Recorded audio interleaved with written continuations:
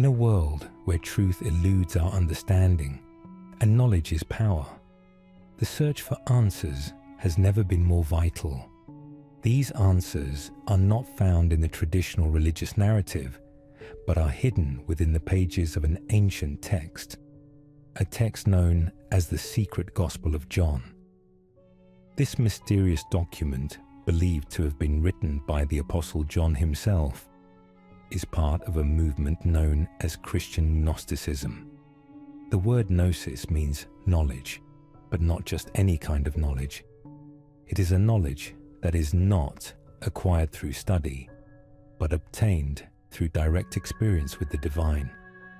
And when you achieve this gnosis, you can be considered, in a way, saved. For this reason, this book has remained in the shadows for centuries. But now, we embark on a journey to uncover its secrets and reveal the true origin of the universe. The Secret Gospel of John offers a profound and revolutionary understanding of the universe and our place within it. Its teachings are vastly different from the traditional Christian story of the world's creation in the book of Genesis. But beyond that, it also unmasks the true source of evil and suffering in the world. Are you ready to rediscover humanity's ultimate redemption and the return to the divine realm? Prepare to uncover these secrets in a text that will change the way you see the world and your place in it. Are you ready? Let's begin. The text begins with the Apostle John having a conversation with Christ, who appears to him once more to offer another revelation. But this time, it is not about the end of the world. It is about the beginning of all things. Jesus starts by explaining the identity of the Most High God, also known as the Monad, the One, who is God, yet is also more than God. His true identity is that of the one who thinks a thought about himself thinking, and in doing so, he divides himself into three persons. The thinker is the Father, also known as the invisible Spirit. The thought, which is the object of the thinker, is the Mother, also known as Barbelo. Then, both unite and produce the thought that thinks for itself, better known as the Son or Christ, who is androgynous, neither male nor female. Later, Christ asks the Father for his own companions, just as the Father has the Mother. The Father grants his request, and 12 emanations of Christ appear, extensions of himself. These emanations have 4 archangels or guardians, who are also stars and realms, existing as extensions of Christ. These guardians are Hamozel, Eleleth, Davithai, and Oriel. The 12 emanations or aeons include love, truth, understanding, grace, form, perception, peace, thought, remembrance, memory, perfection, and one of the key figures in this story, wisdom, also known as Sophia. All these beings are emanations and thoughts of the One, reflected in the luminous waters or spiritual spring that surrounds the Most High. Christ also has his own reflections, who worship him in harmony and glory. The next step in creation is the spiritual anthropos, the perfect human, who is also androgynous, called Pijaradarmas. The invisible spirit then had another thought, and it appeared and spoke, saying, "It is because of you that all things have come to be, but in the end they shall return to you." This being is the image of what would later become humanity in the physical world. And so, the monarch and his reflections in the spiritual spring fill the divine realm, known as the pleroma. The Father, Mother, Son, the 4 stars, the 12 emanations of Christ, and the perfect human all exist in harmony as aeons of the One. But this is where the story takes a dramatic turn, one that leads to the worst possible outcome. Now we present the fall of Sophia. Sophia, also known as the wisdom of Christ, desired to conceive a thought of her own, just as the mother and later the son had done. But in the pleroma, everything must happen in pairs and with the consent of all. The father and mother produce the son and father produce the 12 emanations, and so forth. But this time, neither the father nor the son approved of Sophia's decision. They did not grant her consent to create an emanation of her own. Yet Sophia ignored the will of the monad and, without consent, decided to create a child on her own. And what came forth from her was something horrifying and deformed. This was not how the story was meant to unfold. Sophia was destined to be Christ's consort. Together, they were meant to bring forth the next stage of creation. But Sophia acted alone and failed. When she saw what had emerged from her, the consequence of her selfish desire, she beheld a monstrous being, a serpent with the face of a lion, with eyes of fire. In horror, Sophia cast away her creation and named it Yaldabaoth. This name may be a wordplay in Hebrew, meaning the child of chaos. And here begins the fall of the cosmos, the fall of all things that would later exist outside the pleroma.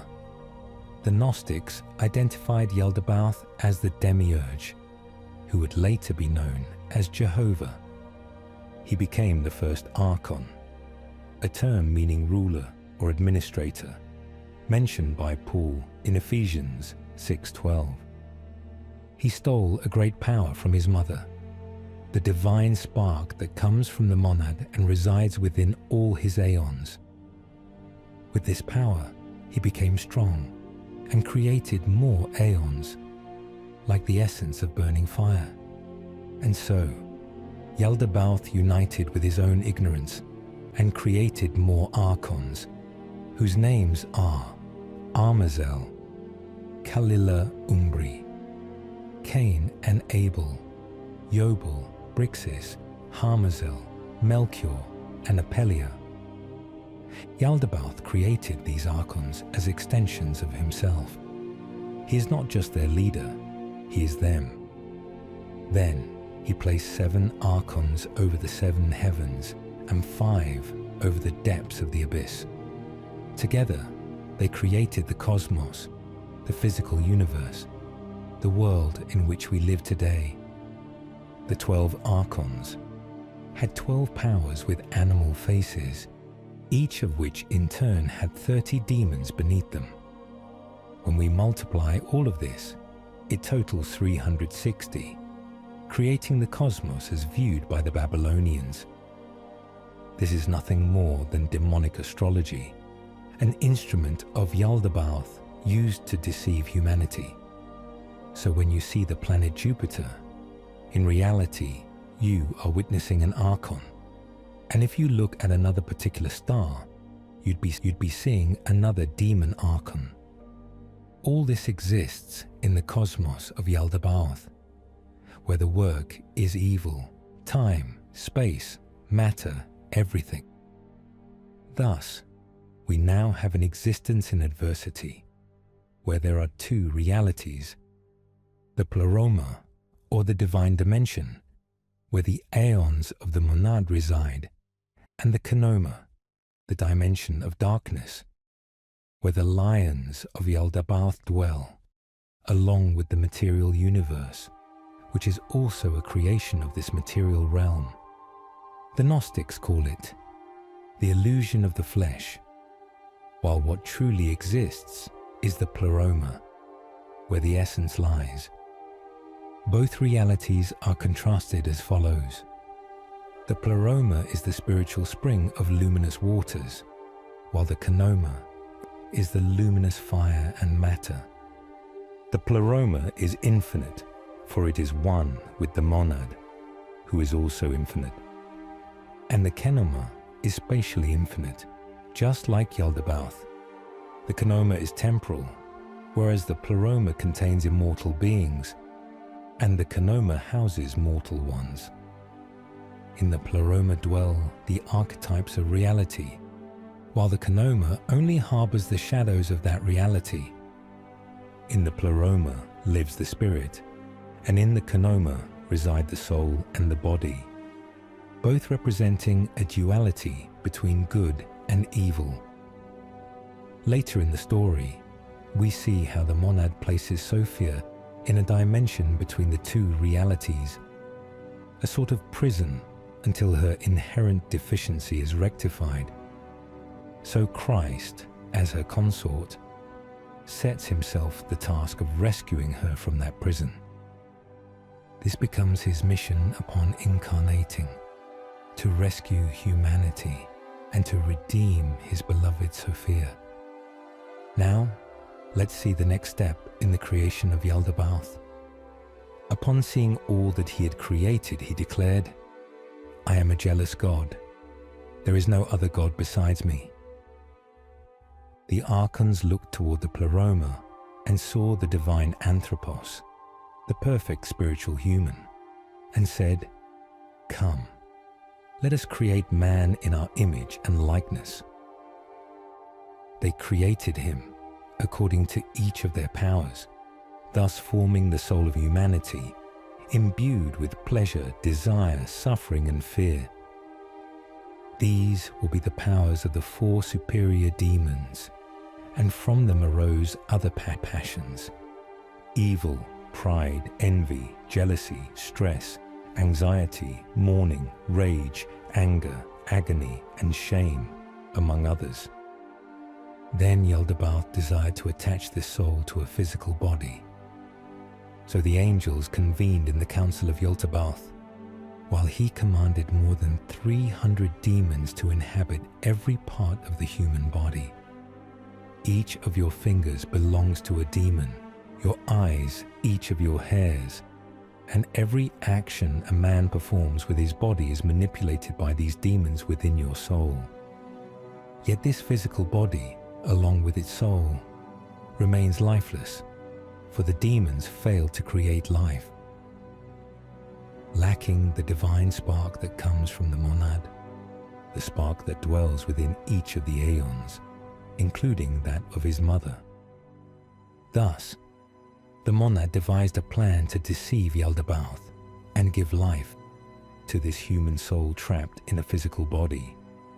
The Father sends the 4 stars or angels that surround Christ to advise Yaldabaoth that all he must do is breathe his spirit into the human, and he will come to life. And so Jehovah did. He approached and breathed his breath into the human. Imbued with the power of his mother, the divine spark of the monad, the body sprang to life, grew strong, and shone like the sun. The archons became jealous of Adam, for he carried the divine spark and shone like the aeons of the pleroma. Thus, they cast him into the material world, where they filled him with earth, air, and dust, that is matter. Then Epinoia, who is Sophia in disguise, appeared in Adam, but Yaldabaoth soon detected his mother's tricks and tried to extract her from Adam using one of his ribs. Yet Epinoia escaped to the pleroma, and Yaldabaoth ended up creating the woman, who would later be called Eve. Then Adam awoke and saw the woman by his side, but by that time Sophia had already merged into Eve and removed the veil over Adam's mind, revealing to him that Eve is his counterpart, his wife. Now we enter the narrative of the Tree of Knowledge. The archons, seeing that Adam had been deceived by the monad into giving life to the soul they had created, which culminated in the creation of Eve, cast the couple into a prison of perfect pleasures, a prison that would keep the mind occupied with satisfying the body. This prison is also known as the Garden of Eden. It is here that Jesus tells John, "Our sister Sophia descended to rectify her deficiency, and through her they attained perfect knowledge, Gnosis. I was the one who appeared in the form of an eagle at the tree of knowledge, to awaken you to the truth." Here, the Genesis story is turned upside down, where the garden is a prison and the fruit of knowledge is good. The serpent is Yaldabaoth, or Jehovah, who does not want you to eat the fruit. And Christ appears as an eagle to let you know that by eating, you will acquire the knowledge necessary to free yourselves and escape from the material world of Yaldabaoth and return to the monad in the pleroma. And this knowledge, this gnosis, is the knowledge of our origins, of who we truly are. Originally, we are beings of light. We are the spark of the monad. We carry the divine breath, the spirit of the Most High. All of this is contained in the fruit of knowledge, which is a symbol for gnosis, the knowledge that awakens us to the truth. But Jehovah does not sit idly in response to the actions of the Son. He removes Adam and Eve from Eden, places us in completely mortal and material bodies, and curses us to multiply for eternity, living thus a perpetual cycle. From beginning to end in the existential prison that is matter. In other words, he condemns us to eternal recurrence. But Jehovah forgets that the spark of the monad resides within humanity, manifesting in a select few throughout time. These are the Gnostics. It is here that Jesus, the Gnostic Savior, who guides us to the ascension of the soul, enters, showing us how to acquire gnosis to escape the claws of Jehovah, the Demiurge, Yaldabaoth. But that is a subject for another video. So tell me, do you believe this story?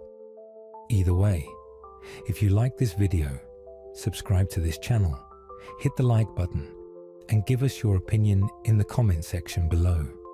And always remember, stay awake, seek answers, and never stop questioning. Thus spoke eternity.